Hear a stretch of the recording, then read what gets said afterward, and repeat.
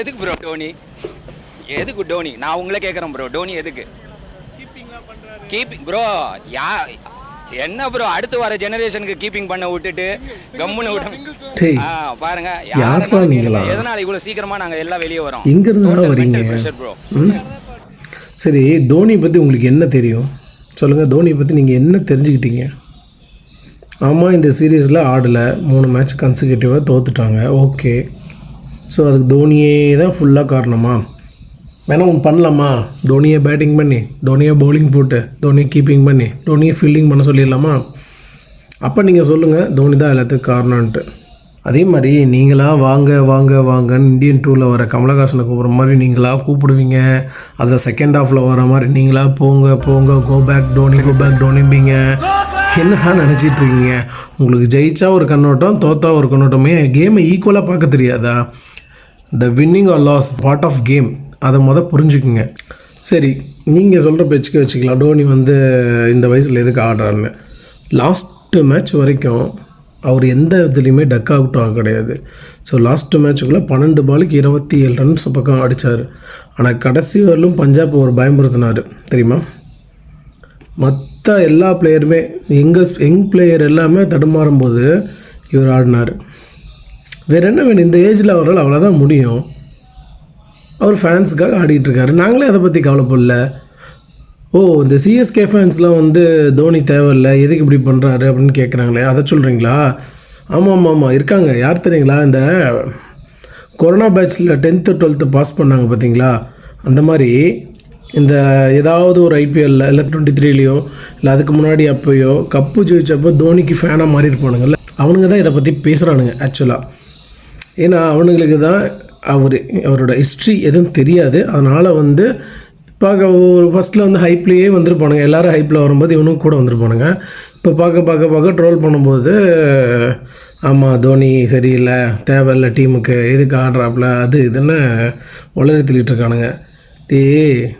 ஐபிஎல்லையே last ஓவரில் அதிக score அடித்தது, அதிக 6 அடித்தது எம்எஸ் தோனி தான். உங்களுக்கு தெரியுமா? எத்தனை மேட்ச் அவர் பாசிபிளே இல்லைன்னு சொன்ன மேட்ச்லாம் வின் பண்ணி கொடுத்துருக்காருன்னு உங்களுக்கு தெரியுமா? அவரோட ஸ்டெம்பிங் வேர்ல்டு ரெக்கார்டு, அவரோட ஸ்டெம்பிங் தெரியுமா? உங்களுக்கு என்ன தெரியும்?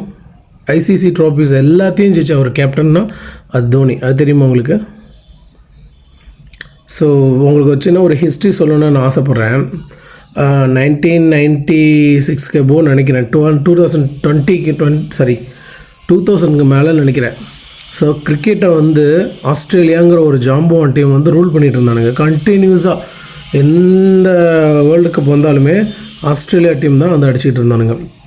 அவங்கள பார்த்து பயப்படாத டீமே கிடையாது. ஸோ ரிக்கி பாண்டிங் அப்படிங்கிற ஒருத்தர் மூலயமா, அவர் தான் ஒரு கேப்டன், அந்த ஆஸ்திரேலியா கேப்டனாக இருந்தாப்புல. அவரோட டீம் அந்த டைமில் பார்த்திங்கன்னா கண்டினியூவாக அவங்க அடிச்சுட்டு இருந்தாங்க. இதை பார்த்து நாங்களே கூட அப்போல்லாம் அந்த மேட்ச் பார்க்கும்போது ரொம்ப பயப்படுவோம். புச்சரா இன்றைக்கி ஆஸ்திரேலியா டீம் கூட மேட்ச்டா, எப்படியும் தோற்று போயிடுவாங்கன்ட்டு. அப்படியாப்பட்ட ஹிஸ்ட்ரியில் இருந்த டீமையே அசால்ட்டாக 2007 நடந்த T20 first world cup south ஆஃப்ரிக்காவில் கண்டக்ட் பண்ணாங்க. அந்த வேர்ல்டு கப்பில் அவங்களே அடித்து தூக்கிட்டு இருந்தாங்க, இங்கிலாண்டே அடிச்சு தூக்கினாங்க. தோனி மட்டும் நான் காரணம் சொல்லலை, த ஃபஸ்ட்டு கேப்டன். ஸோ அந்த டைமில் என்ன ஆச்சுன்னா, அதுக்கு முன்னாடி நடந்த வேர்ல்டு கப்பில் இந்தியா லாஸ் ஆகிடுச்சுன்னு சொல்லிட்டு ராகுல் டிராவிட் வீட்டில், சச்சின் டெண்டுல்கர் வீட்டில், எம்எஸ் தோனி வீட்டில் அவர் பார்ட் ஆஃப் த கேமாக இருந்தார் கேப்டனால். அப்படி இருந்தப்போ போட்டு எரித்து, பொம்மையை எரித்து ரொம்ப கலவரம் பண்ணி இப்போ பாகிஸ்தான் ட்ரீட் பண்ணுறாங்கல்ல அவங்க டீம், அந்த மாதிரி அப்போ இந்தியன் டீமை ட்ரீட் பண்ணிகிட்டு இருந்தாங்க. ஸோ இதெல்லாம் பார்த்துட்டு ராகுல் டிராவிட் கேப்டன்லேருந்து வெளியே வந்துட்டார். அதுக்கப்புறம் யாரை கேப்டனாக போடும்போது ஒரு சின்ன பையன் அப்போ அந்த டீமுக்குள்ளே ஒரு அவ்வளோ எக்ஸ்பீரியன்ஸ் இல்லாத ஒரு டீம் வழி நடத்தணும். இப்போ எப்படி ருத்ராஜ் கேவட் இருக்காரோ அந்த மாதிரி தோனி இருந்தப்போ ஒரு டீமோட கேப்டனாக போட்டு அமுச்சு விட்டாங்க 2007 வேர்ல்டு கப் அப்போ. ஸோ போன அந்த ஃபஸ்ட்டு வேர்ல்டு கப்பையே தலைவர் தட்டி தூக்குனார். அதுவும் அந்த இன்றைக்கே லைஃப்பில் மறக்க முடியாத ஒரு சீன்னா, அந்த கிளைமேக்ஸில் பார்த்தீங்கன்னா பாகிஸ்தான் கூட ஃபைனல் விளையாண்டோம். அப்போது கரெக்டாக ஸ்ரீசாந்த் அந்த கார்னரில் எங்கேயோ இருந்திருப்பார். தோனி இப்படி நில்லு அப்படிம்பாரு. ஸோ அந்த மேட்ச்சில் இன்னும் நான் ஹைலைட் பண்ணி சொல்லணும், ஜொஹேந்தர் சர்மா அப்படிங்கிறவர் தான் கடைசி ஓவர் போட்டார். ஸோ அவர் பார்த்திங்கன்னா வந்தார், அந்த T20 ப்ளே பண்ணார். அதுக்கப்புறம் மேட்ச் விளையாண்டாருன்னு அதிகமாக பார்க்கல, போயிட்டார். ஒரு கவர்மெண்ட் ஜாப் போலீஸ் ஆஃபீஸர் அதில் கிடச்சதுன்னு போயிட்டார். அவருக்கு ஒரு எக்ஸ்பீரியன்ஸே இல்லாத ஒரு பவுலர், அதாவது அப்போ இருந்த பவுலர்லேயே அவர் வந்து ஒரு ஜஸ்ட் ஒரு என்ன சொல்கிறது, ஒரு சப்ஸ்டியூட் பிளேயர் மாதிரி ஒரு பவுலிங் இருந்த ஆள். அவருக்கு ஃபைனல் ஓவர் கொடுத்தாரு.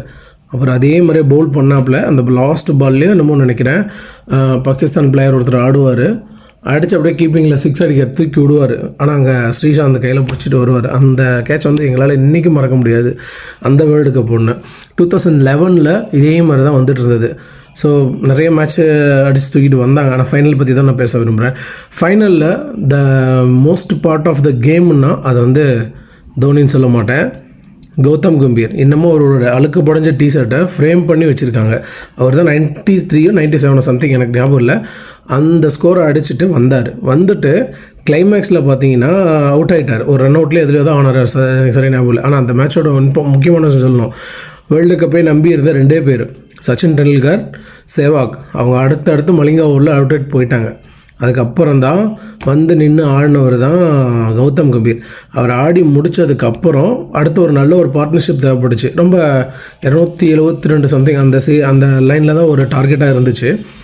அதுக்கப்புறம் வந்து பில்ட் பண்ண பார்ட்னர்ஷிப் தான் யுவராஜ் சிங் அண்ட் தோனியோட பார்ட்னர்ஷிப். அவங்க தான் டீம் அப்படியே கொண்டு வந்து கிளைமேக்ஸில் வந்து அந்த லாஸ்ட்டு 6 அடிப்பார். செம்மையாக இருக்கும் அந்த மேட்ச்சு. சொல்லப்போனால் அதுலேருந்தே எவ்வளோ ஃபேன்ஸ் உருவானாங்க. அதுக்கப்புறம் வந்து ஐபிஎல் மேட்ச்சு, சாம்பியன்ஸ் ட்ராஃபி, நிறையா ஐசிசி ட்ராஃபிஸ் வந்து தோனியோட தலைமையில் இந்தியா வின் பண்ணாங்க. ஸோ இதெல்லாம் பார்த்துட்டு வந்து அவரோட வில் பவர் தெரியுமா, ஒரு ஷாட் அடித்தான்னா எப்படி அடிப்பார்னு தெரியுமா, அப்படியே பக்கத்தில் நின்று சர்ன்னு போகிற மாதிரி அடிப்பார். அவரோட ஹேண்ட் பவர் அந்த மாதிரி இருந்த ஒரு ஆள் இப்போ 43 வயசு ஆயிடுச்சு. சின்ன பசங்களாம் விளையாடுறவனுங்களாம் தடுமாறும்போது அவர் ஆகிறதுல என்ன இருக்குது? சரி, இந்த இடத்துல நான் ஒரு முக்கியமான விஷயம் சொல்ல விரும்புகிறேன். உங்களை அந்த ஃபேக் ஃபேன்ஸ், நான் உண்மையான ஃபேன்ஸ் இல்லை, அந்த ஃபேக் ஃபேன்ஸ் இருக்காங்களே, அந்த நடுவில் பூந்துட்டு வந்து இன்றைக்கி தோனி இப்படி பண்ணுறாப்புல அப்படி பண்ணுறாங்க, நான் அப்படி ஃபேனாக இருந்தேன் இப்படி ஃபேனாக இருந்தேன்னு சும்மா கதை கட்டி சப்பக்கட்டு கட்டுறாங்கல்ல, அவங்களுக்கு சொல்ல விரும்பலை. அவங்களுக்கு தான் சொல்ல விரும்புகிறேன். ஆர்சிபின்னு ஒரு டீம் இருக்குது. கிட்டத்தட்ட ஐபிஎல் ஸ்டார்ட் பண்ணது இன்றைக்கி வரல அவங்க கப்பு அடித்ததே கிடையாது. எத்தனையோ ட்ரோல் வாங்கியிருக்காங்க, எவ்வளவோ ஓட்டு வாங்கியிருக்காங்க. இருந்தும் இந்த 18 வருஷமும் அவங்களுக்கு ட்ரூவாக ஒரு ஃபேனாக இருக்காங்க பார்த்தீங்களா, அவங்களுக்கு ஒரு ஹேட்ஸ் ஆஃப். அப்படிலாம் கூட இருக்கிறாங்க. இன்றைக்கும் அவங்க கப் அடிக்கலை. ஆனால் சிஎஸ்கே பற்றி உங்களுக்கு சொல்லணுன்ட்டு அவசியம் இல்லை. அப்படி இருந்த டீமு இப்போது ஓகே மேலே வருவாங்க. 2012 நினைக்கிறேன், ஞாபகம் இல்லை, கண்டினியூஸாக தோற்றாங்க, சான்ஸே கிடையாது, ஐபிஎல்லில் உள்ளே போகவே முடியாதுங்கிற சுச்சுவேஷன். ஆனால் ஒரே ஒரு 100 பாயிண்டில் யாரோ ஒருத்தர் ஜெயிச்சா இவங்களுக்கு வந்து குவாலிஃபை ஆவாங்கன்னு சொல்கிற மாதிரி சான்ஸ் கிடச்சி உள்ளே வந்து தூக்கி கப்பே ஜெயித்தாங்க. தெரியுங்களா, சான்ஸ் கிடைக்கும், இது ஒரு பெரிய விஷயமே இல்லை. பட் இந்த தோனியை தான் காரணம். அவங்க தான் அப்படின்னா சரி, நாங்கள் ரியல் தோனி ஃபேன், ஓகேவா, அவர் ஆடினாலும் ஆடலைனாலும் சும்மா ஓரமாக உட்காந்துருந்தாலும் அவருக்காக மேட்ச் பார்க்க போவோம். இவ்வளோ பேசுகிறீங்களே, நீங்கள் இவ்வளோ கேட்குறீங்களே, அதெல்லாமே நான் அக்செப்ட் பண்ணிக்கிறேன். ஏன் நீங்கள் போய் அரசியல்வாதிகளெல்லாம் ஒருத்தனும் கேள்வி கேட்குறதில்ல?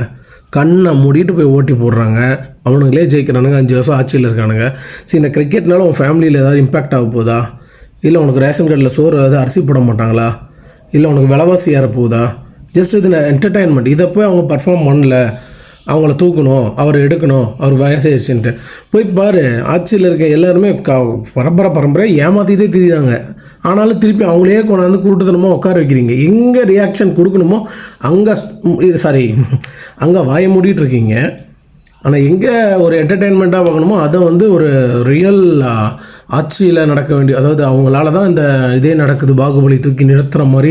அவர் இல்லை இருந்தால் தான் பிரச்சனைலாம் வருது, அவர் இல்லைன்னா இந்தியாவே வந்து பெரிய வல்லரசு நாடாயிரும், மோடிஜி வந்து இந்தியாவை வளர்த்துருவார், அந்த மாதிரி இந்த மாதிரின்ட்டு உருட்டுக்கிட்டு இருக்கீங்க. எதுக்குடா என்டர்டெயின்மெண்ட்டாக பாருங்கள். ஆமாம், நாங்களே கண்டுக்கிறதே இல்லை. அவரை பார்க்குறோமா, இன்றைக்கி வரலும் பாரு டிக்கெட் ட்ரை பண்ணிட்டு தான் இருக்கேன், கிடைக்கல. ஏன்னா உனக்கு கிடைச்சா ஒரு டைம் போய் தோனியை பார்க்கலான்னு ஆசை தான். அவரை வச்சு ஆமாம் சம்பாதிக்கிறாங்க தான், நீங்கள் சொல்கிறதெல்லாம் கரெக்டு தான், ஐபிஎல் வச்சு சம்பாதிக்கிறாங்க தான். இருக்கிற சிஎஸ்கே டீம் மட்டும் சம்பாதிச்சாங்கன்னா அதை தப்பு சொல்லலாம்.